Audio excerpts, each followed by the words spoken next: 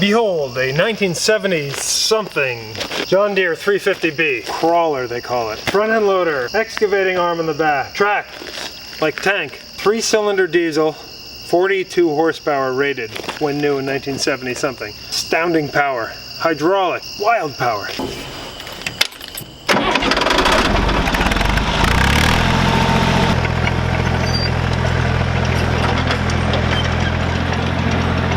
So I'm using that rig there to dig a little ditch here for the rain. I'm gonna ditch along this edge right here and then get loads of gravel, crushed rock, to put on the surface of the driveway and kind of run it over and pack it in so it locks together. But I want the water from the rain and the snow melt to run down this side to a culvert, which I'll put in down there.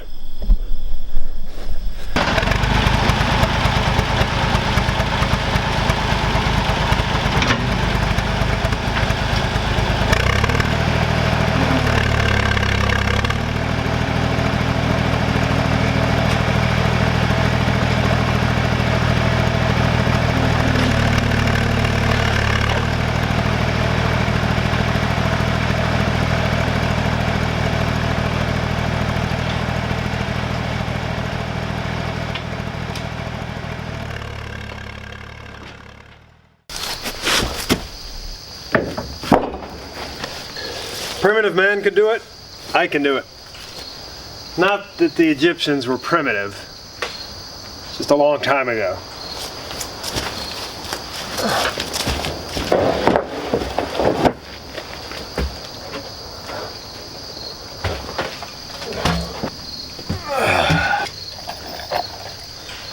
This is going to be a 10-foot Girt. This is going to be the thing that holds the bents together. Bent. I'll explain that later. I've done three of the 10-footers, and I'm on the 4th one here. I wanted to get 3 out of the way before I showed you how to do it, because I didn't know how to do it. But now I know how to do it. I know how to do it. I'm gonna square this up. You don't need to be along for this.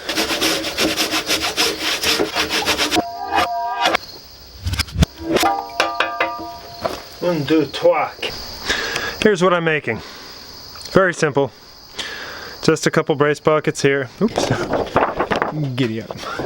Couple brace pockets here, and the tenons here. I like to figure out what I want facing down, because this is kind of going to be the ceiling from the first floor looking up. This is going to be the ceiling, whatever this is. The lower, like the underside of this Girt is going to be exposed. So I want it kind of interesting and weird. Just because I think interesting is, well, it's interesting. And I think I'm going to use this ugly, worm-stained, beautiful piece of pine here for the bottom. I think this is great. This way I won't forget.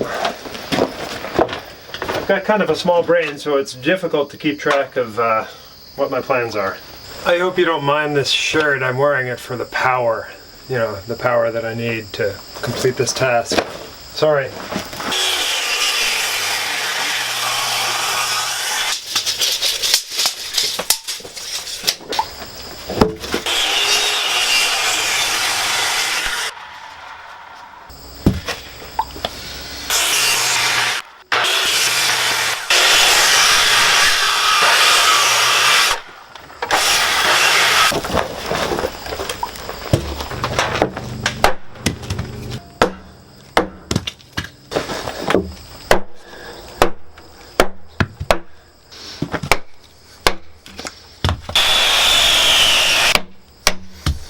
There's a roughed out tenon.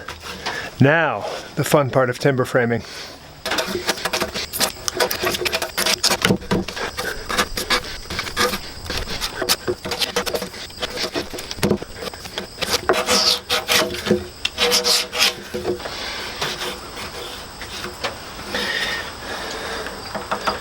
Well, that's perfect.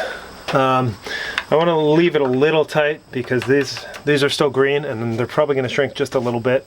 And it's easier to just run a slick the day that I'm putting the bents together and just shave off a little bit if need be. And then an important thing to remember is chamfering the edges. because these have to go into the mortise, and it's nice to have them just glide right in on the day of the raising.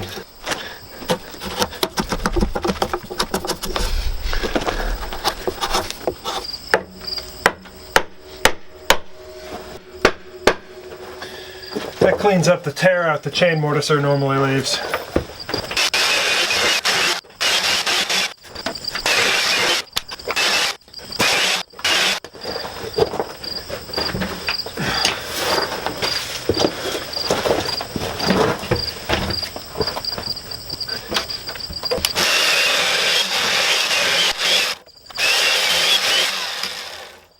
This is literally why I wear glasses. My vision's perfect. I just get stuff blown in my eyes all the time.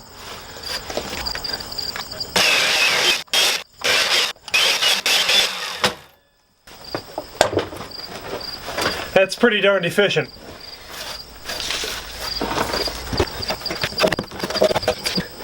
This green wood is so soft.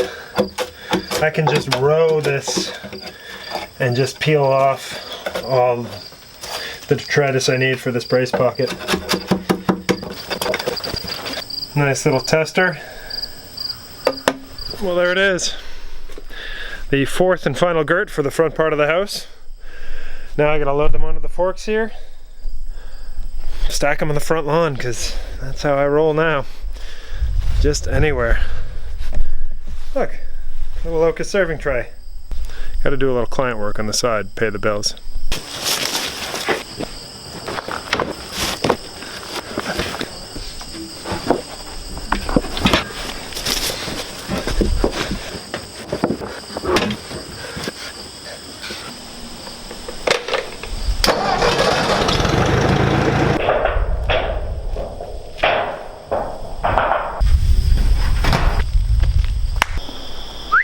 Bobo, say hi.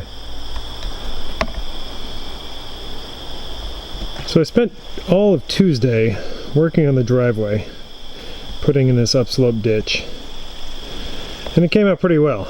And just before we got 3 or 4 inches of rain, I had intended on finishing this drainage and blew a hydraulic line in the John Deere 350. I tell you what, between this, that, the posts, it's enough to make my hair fall out. Let's see if I can figure out what's wrong with that big old dinosaur.